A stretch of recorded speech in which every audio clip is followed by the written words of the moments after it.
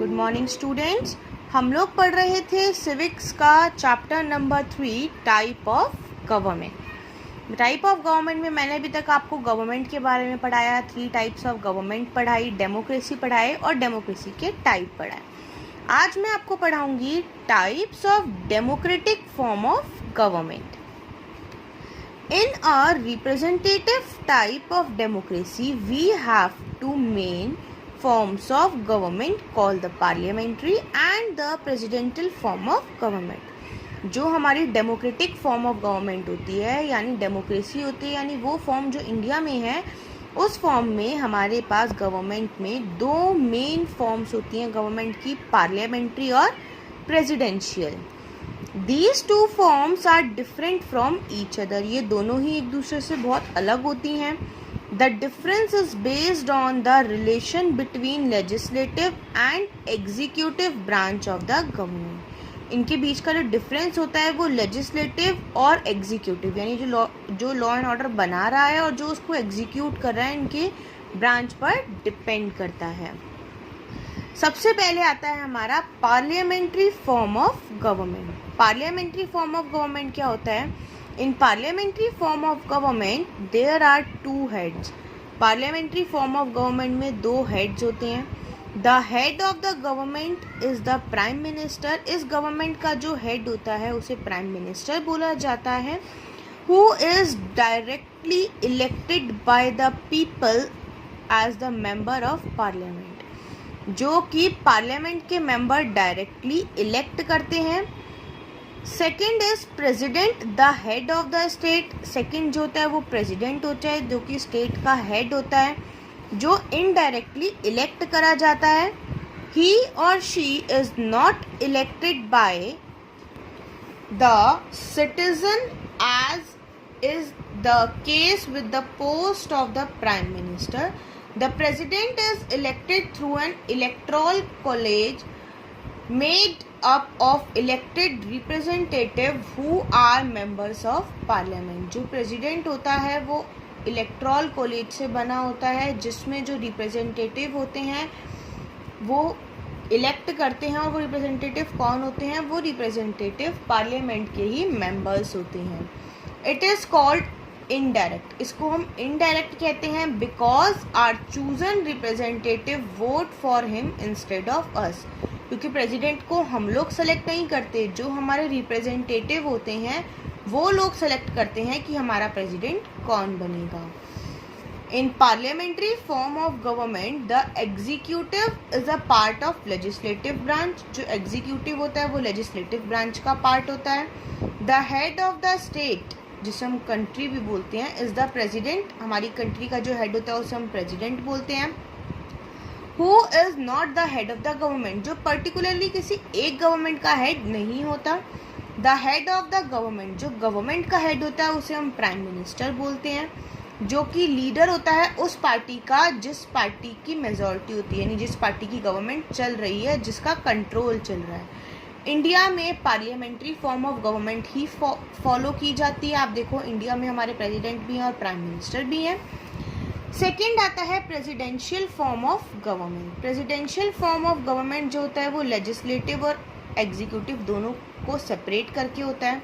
The president choose an indirectly for a fix tenure. एक fix tenure मतलब होता है टाइम पीरियड। एक फिक्स टाइम पीरियड के लिए हमारे जो प्रेसिडेंट हैं वो सेलेक्ट करे जाते हैं।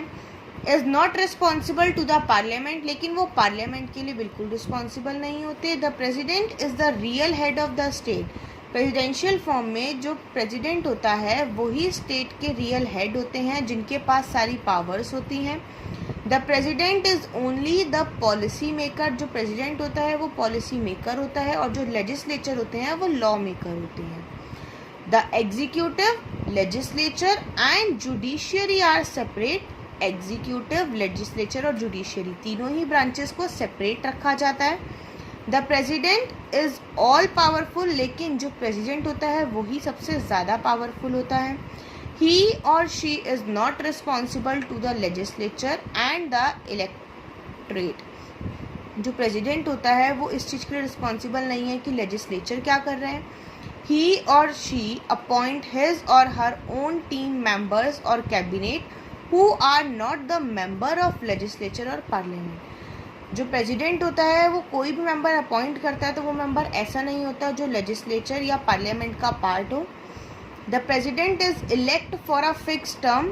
प्रेसिडेंट जो है वो एक फिक्स टाइम पीरियड के लिए इलेक्ट करा जाता है and can only be remove through a difficult procedure called impeachment. और अगर हमें उसे चेंज करना है तो वो जो है सिर्फ तभी रिमूव होगा जब हम इस प्रोसीजर को फॉलो करेंगे, जिसको हम बोलते हैं इम्पीचमेंट। यहाँ तक सबको समझ में आया। लास्ट टॉपिक है हु कैन वोट। अब वोट कौन कौन कर सकता है? Citizen who are 18 years of age. India में वो लोग जो 18 ईयर्स या उससे ज़्यादा के हैं वो लोग वोट कर सकते हैं, अपने रिप्रेजेंटेटिव को सेलेक्ट कर सकते हैं। For casting vote during election, it is important that their name should be included in their voter list that contain name of the people। Vote करने के लिए हमारा नेम उस वोटर लिस्ट में होना चाहिए जिसमें ये नेम्स लिखे होते हैं कि इंडिया में कौन कौन वोट कर सकता है। Since all citizens are equal, सारे सिटीजन्स जो हैं वो इक्वल होते हैं, irrespective of caste, creed, religion or economic condition and are given the equal right to vote। मतलब कि हालांकि इंडिया में सारे सिटीजन्स इक्वल हैं, वोट करने के लिए किसी की कास्ट, रिलीजन, इकोनॉमिक कंडीशन को नहीं देखा जाता, सबके पास इक्वल राइट है कि वो वोट कर सके और इसी को हम बोलते हैं यूनिवर्सल एडल्ट फ्रेंचाइजी। क्या बोलते हैं? Universal adult franchise. इसके अंडर इंडिया के जितने भी लोग हैं वो सारे इक्वल हैं। हम इंडिया में जितने भी लोग वोट करते हैं किसी से उनकी कास्ट, उनकी इकोनॉमिक कंडीशन नहीं पूछी जाती। This is the best example of equality. ये बेस्ट एग्जाम्पल है किस चीज़ का? इक्वालिटी का। In the earliest form of franchise only educated और those who paid taxes were guaranteed the right to vote. पहले जितनी भी हमारी फ्रेंचाइजीज या लॉज बने थे उसके अकॉर्डिंग जो लोग एजुकेटेड हैं या टैक्स पे करते हैं गवर्नमेंट को, सिर्फ वही वोट कर सकते हैं। This implied that the women and the uneducated did not enjoy this right. इसका मतलब जो वुमेन्स हैं और जो लोग अनएजुकेटेड हैं वो वोट नहीं कर सकते, क्योंकि पहले तो वुमेन्स को ज़्यादा पढ़ने नहीं दिया जाता था। In India too, before independence, a limited minority decide the fate of the vast majority। India में भी इंडिपेंडेंस से पहले बहुत कम लोग थे जो ये डिसाइड कर सकते थे कि उन्हें कौन सा रिप्रेजेंटेटिव चाहिए। The right to vote was not guaranteed to a women for a very long time.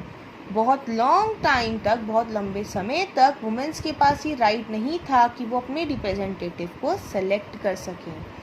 Are constitution framers realise the importance of equality for smooth functioning of democracy.